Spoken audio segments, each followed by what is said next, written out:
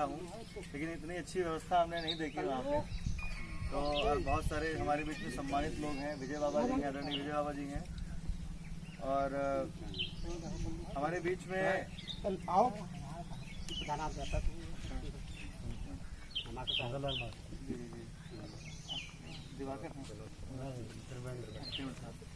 और हमारे बीच में प्रधानाध्यापक महोदय जी हैं, और त्रिवेणी प्रसाद दीक्षित जी हैं, चाचा जी हैं, और हमारे बीच में मास्टर साहब जी हैं, और हमारे छोटे भाई रंजीत यादव रिश्तु हमारे साथ में आए हैं। मैं आप सभी का बहुत बहुत धन्यवाद ज्ञापित करना चाहता हूं। इस कार्यक्रम में आप सभी लोग आए, आप सभी का बहुत बहुत धन्यवाद। देखिए, आज प्रधानमंत्री गरीब कल्याण अन्न योजना के अंतर्गत अन्न महोत्सव का शुभारंभ किया गया है। तो उससे पहले तो एक बार धरती माता की जय तो बोली जा सकती है, हमें लगता है, क्योंकि धरती माता हमें बहुत कुछ देती है, हमें हवा पानी सब कुछ मिलता है ना। एक बार धरती माता की जय बोलेंगे, ठीक है? धरती माता की जय, धरती माता की जय। उसके बाद आता है भारत माता, ठीक है? और भारत हमारा देश है, और एक कहावत है, देश हमें देता है सब कुछ, हम भी तो कुछ देना सीखें। तो आज इसी जो धरती हमारे भारतवर्ष, हमारे माननीय प्रधानमंत्री जो एक अभिभावक की भूमिका में हम सभी को कुछ दे रहे हैं, इस कोरोना नामक महामारी, अब जो इतनी बड़ी कोरोना नामक महामारी आई, और उस महामारी में सभी की आर्थिक ढांचा टूट गया। गरीब हो या अमीर हो या मध्यम वर्गीय व्यक्ति हो, सभी की कमर पे चोट लगी, सभी की आर्थिक तंगी का सभी लोग शिकार हुए। एक माननीय प्रधानमंत्री जी चाहते थे, उनकी विचार चाहते थे और आज भी चाहते हैं, उनकी विचारधारा यही थी कि कोई भी व्यक्ति भूखा ना सोए। एक अभिभावक की भूमिका यही होती है कि मेरा कोई बच्चा भूखा ना सोए। उस माँ भारती का लाल माननीय श्री नरेंद्र मोदी और हमारे माननीय मुख्यमंत्री योगी आदित्यनाथ जी की विचारधारा यही है कि हमारा कोई भी परिवार भूख के कारण ना परेशान हो। इसलिए इस आर्थिक जो आर्थिक प्रहार हुआ कोरोना नामक महामारी के द्वारा, इस आर्थिक प्रहार से लड़ने के लिए गरीबों को निःशुल्क अन्न वितरण की योजना प्रारंभ की गई, और उसका लाभ आप लोगों ने पिछले जब पहली लहर आई उसमें आप लोगों को 8 माह तक लगभग मिला था, 8 माह तक मिला था ना, 8 माह तक आप लोगों को उस योजना का लाभ, निःशुल्क राशन का लाभ मिला था। और आज जो दूसरी लहर चल रही है, मई से नवंबर तक का ये योजना है, 2 महीने से आप लाभ प्राप्त कर चुके हैं। और लगभग हमारे देश की आबादी 125 करोड़ की हमारे देश की आबादी है, और हम बता दें आपको कि 80 करोड़ देशवासियों को माननीय प्रधानमंत्री जी ने अन्न देने की व्यवस्था की है। 80 करोड़ लोगों को, पिछली बार भी 80 करोड़ को दिया गया था, इस बार भी 80 करोड़ लोगों को अन्न पहुंचाने की योजना है। प्रत्येक पहले जो अंत्योदय कार्ड वाले धारक हैं उनको 35 किलो प्रति कार्ड मिलता है, और दूसरी बार मिलता है 5 किलो प्रति यूनिट के हिसाब से। कितनी बड़ी योजना है। और इस योजना का मुख्य उद्देश्य यह है कि ये आप लोग पोषण हो, राष्ट्र का पोषण हो। जब हमारे देश का युवा, जिस देश से हमारे देश का नागरिक, जब उसको अच्छा पोषण प्राप्त होगा तभी वह स्वस्थ रहेगा। इस स्वस्थ देश की परिपाटी का निर्माण करने के लिए हमारे प्रधानमंत्री जी ने ये इस गरीब कल्याण अन्न योजना का सृजन किया, और इसी के साथ में तमाम ऐसी योजनाएं हैं जो मातृ शक्तियों को मजबूत करने वाली योजनाएं हैं। तो उसके साथ पहले मैं अपनी बात भारत माता की बात कर रहा था। भारत माता के जयकारा छूटे, ये बात अच्छी नहीं है। भारत माता की जय। अब देखिए, माताओं से विशेष अनुरोध है कि माता का नारा लगाया जा रहा है, और माताएं ही से अनुरोध कर रहा हूँ, माताओं के आवाज में शक्ति होनी चाहिए। भारत माता की जय। एक बार हाथ उठा करके आप माताओं से देखिए, माननीय प्रधानमंत्री जी ने आप लोगों को मालिक बना दिया घर का। ठीक, आवास आता है आपके नाम पर, राशन कार्ड आपके नाम पर, और आप नरेंद्र मोदी जी ने ये कार्यक्रम भी आयोजित किया है। एक गांव, हर गांव में हवी कोटेदार जितने भी उनके आवास पे या उनके जहाँ वितरण केंद्र है, तो एक बार हाथ उठा करके जय जोरदार जयकार लगाएंगे, भारत माता की ये हुई बात।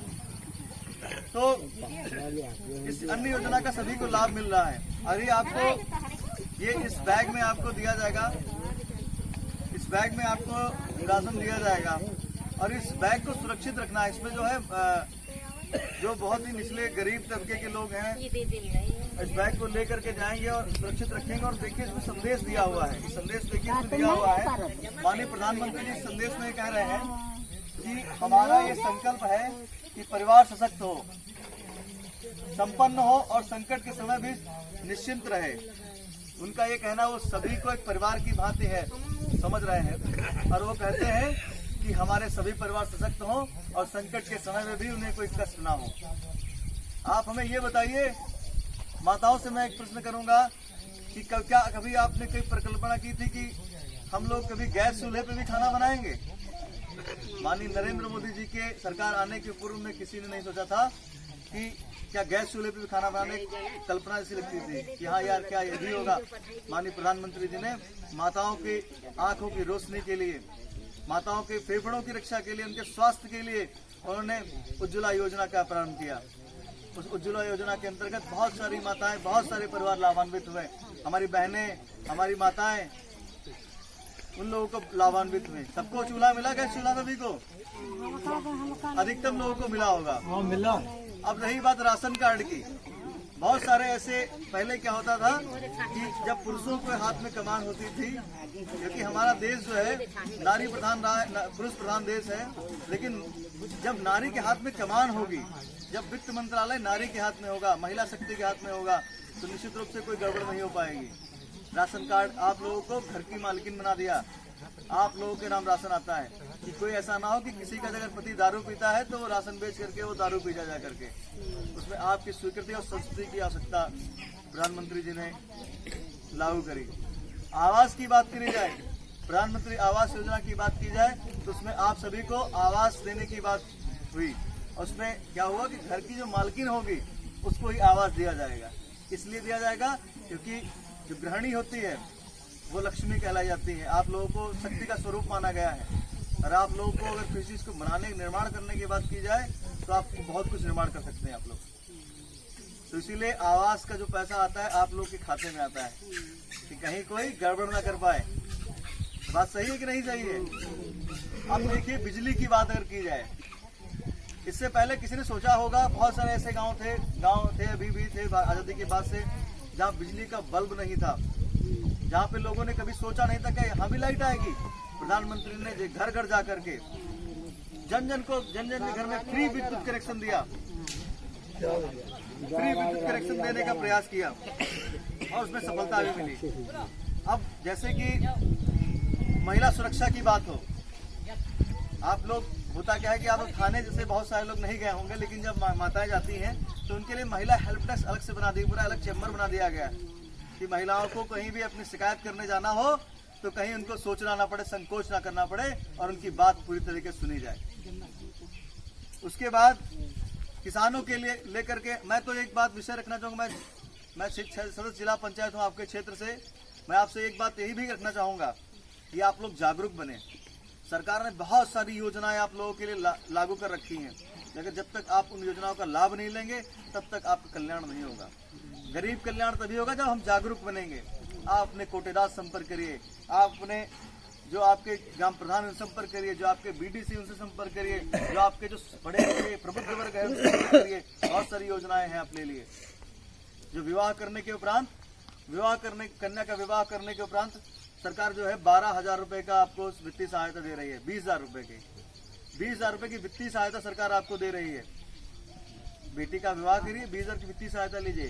सामूहिक विवाह योजना आपको 50,000 रुपए दे रही है, बेटी को 50,000 दे रही है दहेज के रूप में।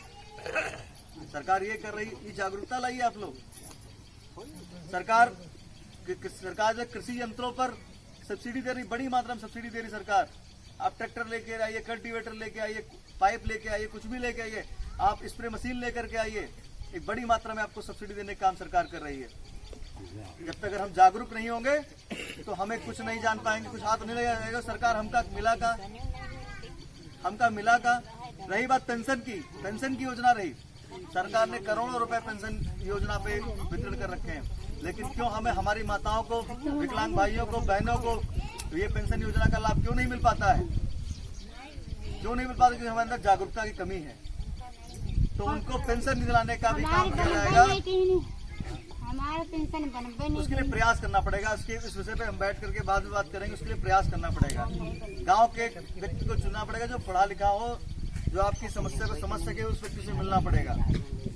उसके बाद आवास की तो हमने बात कर दी। इतिहास में, भारतवर्ष के इतिहास में आज तक ऐसा कभी नहीं हुआ कि इतनी बड़ी मात्रा में आवास आए हों। इस बात के लिए तो जोरदार तालियां बननी चाहिए माननीय मोदी जी के लिए। इतिहास में ऐसा नहीं हुआ। और माननीय प्रधानमंत्री जी का संकल्प है कि कोई भी हमारा घर का सदस्य, उनको देश को परिवार की तरह समझते हो। कोई भेदभाव नहीं है, कोई भेदभाव की राजनीति उनके अंदर नहीं है कि वो फला जाति का है, वो फला धर्म का है, फला विभाग का है। उनके अंदर कोई ऐसा भेदभाव नहीं। सबका साथ, सबका विकास और सबका विश्वास को लेकर के बात करने वाले हमारे प्रधानमंत्री जी, वो सभी को लेकर के साथ चल रहे हैं। तो आवास की बात हो, आवास में देखिए, जब होता क्या है कि व्यवस्था ये होती है कि भगवान क्या करते, जब बारिश होती है, जब बारिश होती है तो सभी घर में बराबर गिरता है ना। ऐसा तो नहीं कि फलाने घर में कम गिरा, उनके घर में ज्यादा गिरा, ऐसा तो नहीं होता ना। तो इसी प्रकार से हमारे प्रधानमंत्री जी, उसी प्रकार से सभी को बारिश के समान, जैसे एक बारिश का जल हो, सभी को समान रूप से लाभ मिल रहा है। कोई भी, ना कोई ईसाई मसीह का अलग है, ना कोई क्रिश्चियन अलग है, और ना मुस्लिम अलग है, सभी को समान रूप से लाभ दे रहे हैं। कोई मुस्लिम आकर के कह सकता है कि हम मुस्लिम इसलिए हमको आवास नहीं मिला। कोई मुस्लिम है, अगर आप पात्रता की सूची में, वो विषय बात का है, पात्रता की सूची में है तो माता जी भी बात करेंगे, सभी बात करेंगे। सभी को आवास दिया माननीय जी ने। अगर कोई यादव वर्ग का है, या कोई पासी वर्ग का है, या कोई किसी वर्ग का है, सभी को आवास देने का काम किया गया। उसके बाद रोजगार की बात करते हैं। रोजगार मनरेगा के अंतर्गत, एक बार आप बात सुनिए, तभी मिलेगा जब आप जागरूक होंगे ना। आप लोग जब जागरूक होंगे तभी आपको मिलेगा। उसके बाद रोजगार की बात करें, मनरेगा में जब सब लोग हमारे वहाँ बाहर से लौट करके आए, जब जो दूसरे प्रदेशों में काम कर, हमारे बच्चे, हमारे भाई, हमारे जो अभिभावक गण जो बाहर काम कर रहे थे दूसरे प्रदेशों में या दूसरे जनपदों में काम कर रहे थे, जब कोरोना वक्त महामारी की लहर जब बहुत पीक पे था कोरोना, तब हम लोग वहाँ से प्रवास करके आए। तो हमको प्रवासी मजदूर कहा गया। तो उनको जब निकल के आए, तो वहाँ भी सरकार ने उनको बड़ी सहयोग किया। सरकार ने वहाँ जहाँ वो थे उनको राशन दिया गया, उनको सारी व्यवस्थाएं मुहैया कराई गई। और उसके बाद जब यहाँ पे आए, उनके सामने रोजगार का संकट हो गया, रोज रोटी का संकट हो गया, तब सरकार ने मनरेगा के अंतर्गत सभी को रोजगार दिया, सभी को वहाँ पे मनरेगा में काम करने का अवसर प्रदान किया। और साथ ही साथ अन्न की व्यवस्था की, राशन की भी व्यवस्था करी। आप लोग जब पता है कोरोना लॉकडाउन था, तो आप लोगों को कहीं कोई सुविधा नहीं होनी थी। सरकार ने शायद आपको दाल भी वितरण हुआ था, पिछली बार चना वितरण हुआ था। जो लोग बाहर से आए, जिन लोग बाहर कमा रहे थे। और दूसरी बात, स्वयं सहायता समूहों का गठन किया गया, जो महिलाओं का 12 लोगों का, 10 लोगों का एक समूह बनाया गया, स्वयं सहायता समूह का गठन किया गया, जिसके माध्यम से उनको सरकारी योजनाओं का लाभ प्रदान किया गया। और गांधी ने बिजली की हम बात कर ही चुके हैं। और स्वास्थ्य की बात करते हैं। स्वास्थ्य की बात अगर करें तो हमारे प्रदेश में प्रत्येक जनपद में मेडिकल कॉलेज की स्थापना का शिलान्यास हो चुका है, और आने वाले समय में प्रत्येक जनपद में एक मेडिकल कॉलेज होगा। और दूसरी बात, ऑक्सीजन की जो कमी त्राहिमाम हुआ, ऑक्सीजन का त्राहिमाम हुआ था। होता क्या है कि जब कोई संकट आता है तभी उसकी समझ में आती है आवश्यकता क्या है। उस संकट से बचने के लिए ऑक्सीजन प्लांट्स की स्थापना की, और प्रत्येक जनपद में ऑक्सीजन प्लांट की स्थापना हुई। इसी प्रकार से बहुत सारी जन कल्याणकारी योजनाओं का सृजन हुआ है। हमारे यशस्वी प्रधानमंत्री और हमारे यशस्वी मुख्यमंत्री श्री योगी आदित्यनाथ जी ने सभी के लिए सबका साथ सबका विकास लेकर के किया है। अब आती है सबसे महत्वपूर्ण बात कोरोना नामक महामारी की, कोरोना महामारी की बात करते हैं तो यहाँ पे सभी लोगों ने वैक्सीनेशन करा लिया है। बहुत से लोगों के मन में एक भ्रम पड़ा हुआ है कि अगर हम कोरोना नामक कोविड वैक्सीन लगवा लेंगे तो हमें बुखार आ जाएगा, हम मर जाएंगे और हमें कोई बहुत से प्रचार हो रहा है कि वो आगे पीढ़ी नहीं बढ़ेगी। ऐसा कोई कुछ भी नहीं है। सबसे पहले हमारे देश के प्रधानमंत्री जी ने वैक्सीनेशन कराया, हमारे जो देश के प्रधानमंत्री जी ने, हमारे प्रदेश के मुख्यमंत्री जी ने वैक्सीनेशन कराया, हमारे देश के हमारे प्रदेश के बड़े बड़े मंत्रियों ने वैक्सीनेशन कराया। पहले उन सरकार ने कराया, उसके बाद आम जनता के लिए वो वैक्सीनेशन कार्यक्रम प्रारंभ हुआ। तो ये आप लोग भ्रम मन से निकाल दीजिए कि कोई इस तरह कोई दिक्कत होगी। बुखार होना अच्छी बात होती है। अगर किसी को बुखार आया है वैक्सीन लगने के बाद में, वो अच्छी बात होती है, वो गुड साइन होता है वैक्सीन का बुखार आने का। अगर नहीं आया तो भी कोई दिक्कत वाली बात नहीं, जिसको आया है उसके लिए उसको बहुत फायदा करेगी। तो आप सभी लोग बड़ी मात्रा में वैक्सीनेशन कराएं। आपके यहाँ अगर कैंप आयोजित नहीं हुआ है तो हम आपके यहाँ गांव में कैंप की व्यवस्था करा सकते हैं। और अंतिम बात, हम जैसे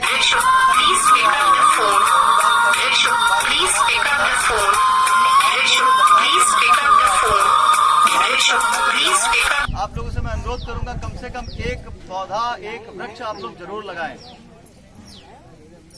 एक वृक्ष, एक पौधा, कुछ भी आप जरूर लगाएं जो आगे जाकर के संदेश दे कि हमारे ये बाबूजी ने लगाया था, हमारे भाई साहब ने लगाया था, या हमारे किसी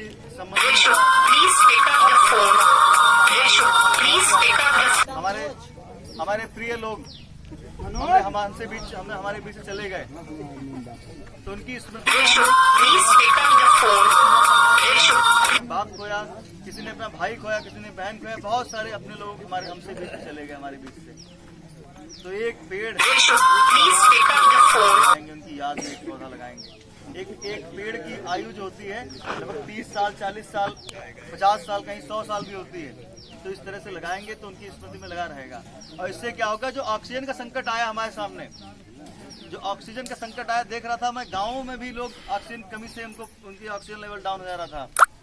तो उस कमी को दूर करने के लिए हम लोग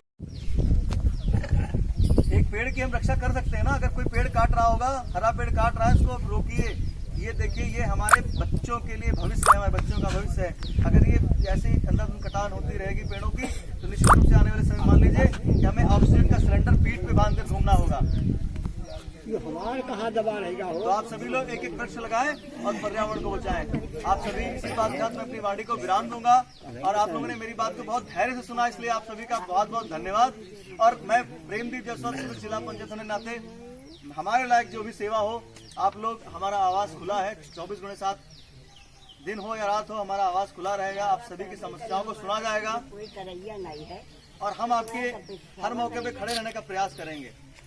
हर कंधे से कंधा मिलाकर चलने के लिए तैयार हैं।